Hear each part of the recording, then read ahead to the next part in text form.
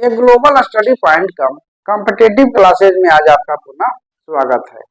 मैं मुकेश सर आज आप लोगों को कल के सेशन में जिसमें कि बताया गया था भाग एल्गोरिथम विधि द्वारा मौसम निकालने की विधि, उसी के आगे का एक सेशन बच गया है जो अभी आपको हम बताने जा रहे हैं।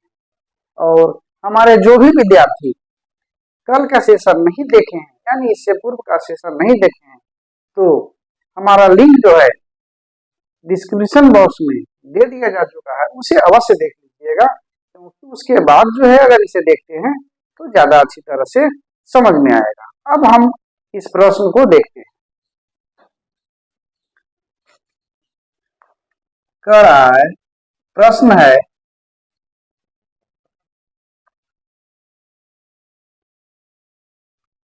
भाग एल्गोरिथम विधि द्वारा सिद्ध करें कि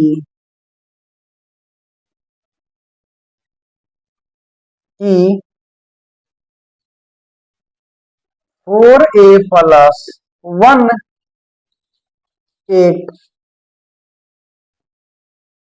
विषम पूर्णांक है एवं 4a प्लस 2 एक समपूर्णांक है।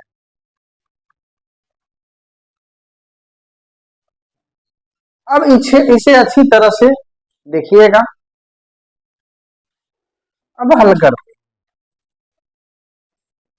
तो कल के सेशन में हम लोग इस विधि में देखे थे कि एक विशेष प्रकार की विधि थी, क्या थी? a बराबर BQ प्लस R। अब यहां पर हम a बराबर अगर रखते हैं तो BQ B के जगह पर हमारा 4a, ठीक है, और 4 और a के जगह पर Q है हमारा, और शेष हमारा क्या बच रहा है? a। मतलब a का वैल्यू क्या हो जाएगा? 4BQ प्लस R जो है उसके जगह पर हम रख देते हैं a 4a प्लस 1। एक दूसरा मेरा शर्त है क्या? 4a plus 2। इसे साबित करना है विषम पूर्णांक एवं इसे साबित करना है समपूर्णांक। अब है एक नियम है कि किसी भी, हम यहां देख रहे हैं कि 4 हमारा क्या है? समपूर्णांक संख्या है।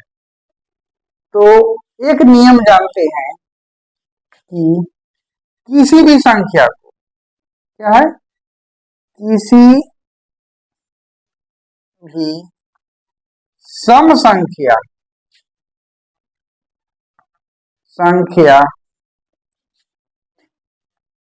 को यदि किसी भी सम अथवा विषम पूर्णांक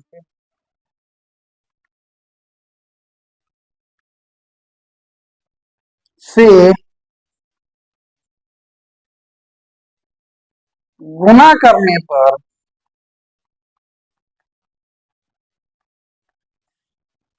प्राप्त गुणनफल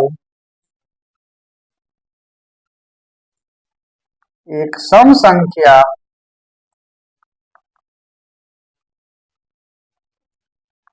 होता है। ये हम जानते हैं क्या कि किसी भी सम संख्या को यानी सम पूर्णांक को किसी सम पूर्णांक से या विषम पूर्णांक से, सम पूर्णांक भी हो या विषम भी पूर्णांक हो, उससे अगर हम मल्टीप्लाई करते हैं, गुणा करते हैं, तो हमें जो गुणनफल प्राप्त होगा वह सम संख्या प्राप्त होता है। अब यहाँ पर हमारे प्रश्न में दिया हुआ है क्या 4a प्लस 1 और 4a प्लस 2। अब यहाँ देखिए 4 हमारा b है, ठीक है, 4 हमारा क्या है b है यानी भाजक है, और a हमारा जो है एक पूर्णांक है, चाहे वो सम पूर्णांक हो या विषम पूर्णांक हो। यहाँ a एक क्या है पूर्णांक है। अब ये पूर्णांक सम हो या विषम हो, उससे इसको किसी सम पूर्णांक यानी 4 से मल्टीप्लाई किया जा रहा है। तो जब हम नियम ये जानते हैं कि किसी भी सम संख्या को किसी भी पूर्णांक से, चाहे वो सम पूर्णांक हो या विषम पूर्णांक हो, उससे अगर हम मल्टीप्लाई करते हैं तो हमें सम संख्या प्राप्त होता है। अब यहाँ पर हम प्रश्न में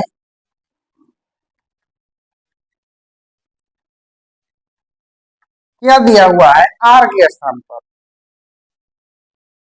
r बराबर 1 या 2 रखते हैं, ठीक है, r बराबर 1 और 2 मिल रहा है। तो एक हमारा जो है क्या है एक विषम संख्या है, एक क्या है एक है एक विषम पूर्णांक, विषम पूर्णांक, और 2 क्या है एक सम पूर्णांक। अब यहाँ पर देखिए कि जो a बराबर बी क्यू प्लस आर हम आर हम दिखा रहे हैं, साबित कर रहे हैं, ये हमारा मिला हुआ है यानी 4a प्लस 1, जहाँ a हमारा एक पूर्णांक है, चाहे वो सम पूर्णांक या विषम पूर्णांक। तो अगर हम सम पूर्णांक से मल्टीप्लाई कर रहे हैं, चाहे विषम पूर्णांक से भी मल्टीप्लाई कर रहे हैं सम पूर्णांक को, तो वह क्या आ रहा है हमारा गुणनफल एक सम संख्या यानी सम पूर्णांक आ रहा है। तो a हमारा 4a हो गया क्या एक सम पूर्णांक, अतः 4a एक सम पूर्णांक प्राप्त हुआ, ठीक है। अब जब 4a हमारा एक सम पूर्णांक प्राप्त हुआ और किसी भी सम पूर्णांक में, ठीक है, किसी भी सम पूर्णांक में अगर हम किसी सम पूर्णांक को ऐड करते हैं तो वह क्या प्राप्त होगा सम पूर्णांक प्राप्त होगा, और किसी विषम पूर्णांक को ऐड करते हैं तो संख्या जो है विषम पूर्णांक मिलेगा। अब हमारा 4a एक सम पूर्णांक मिल गया है, तब ठीक है 4a प्लस 1 एक विषम पूर्णांक एवं 4a प्लस 2 हमारा क्या है एक सम संख्या है यानी सम पूर्णांक है। तो अगर हम किसी सम पूर्णांक में सम पूर्णांक को जोड़ते हैं तो हमको सम मिलता है, यानी 4a प्लस 2 क्या मिल गया एक सम पूर्णांक, 4a प्लस 2 हमको एक सम पूर्णांक मिल गया। और हमको यही साबित करना था कि दिखाएं कि 4a प्लस 2 और 4a प्लस 1, 4a प्लस 1 एक विषम पूर्णांक है एवं 4a प्लस 2 एक सम पूर्णांक है, जो कि हमें इस विधि के द्वारा, इस विधि के द्वारा भाग एल्गोरिथम विधि के द्वारा, जो हमारा विधि है a बराबर बी क्यू प्लस आर, उस विधि के द्वारा हमको क्या मिल गया कि 4a प्लस 1 एक विषम पूर्णांक हो। क्यों? क्योंकि 4a एक सम पूर्णांक है, और सम पूर्णांक में अगर हम विषम पूर्णांक जोड़ते हैं तो संख्या विषम आती है, और सम पूर्णांक में यदि हम सम पूर्णांक जोड़ते हैं तो प्राप्त संख्या जो है क्या मिलेगा हमको सम पूर्णांक। तो हमको मिल गया क्या 4a प्लस 1 एक विषम पूर्णांक एवं 4a प्लस 2 एक सम पूर्णांक। क्या हो गया सिद्ध हो गया या साबित हो गया? साबित हो गया। आप इसे अच्छी तरह से अपने नोटबुक में, अपने किताब में, अपने कॉपी में उतार लीजिए। और यही हमारा जो है शेष एक बच गया था कल के सेशन का, जो आप लोगों को हम इस बता दिए। और आगे जो है हम इसके अगले चैप्टर जल्द ही आपको YouTube पर लाएंगे, आप उसे भी ध्यान से देखिएगा। और इस वीडियो को हमारा और अगले वीडियो जो पीछे छूट गया है वो उसका लिंक डिस्क्रिप्शन बॉक्स में दे दिया जा चुका है, आप उसे अवश्य देख लीजिएगा। और अंत में एक निवेदन है कि कृपया वीडियो को लाइक एवं सब्सक्राइब अवश्य करिए और अपने मित्रों तक उसे अवश्य फैलाइए, जिससे कि उन्हें भी जो है हमारे इन मैथों का, इन इस तरह के गणितों का या जो भी हम बता रहे हैं उसका लाभ मिल सके। धन्यवाद।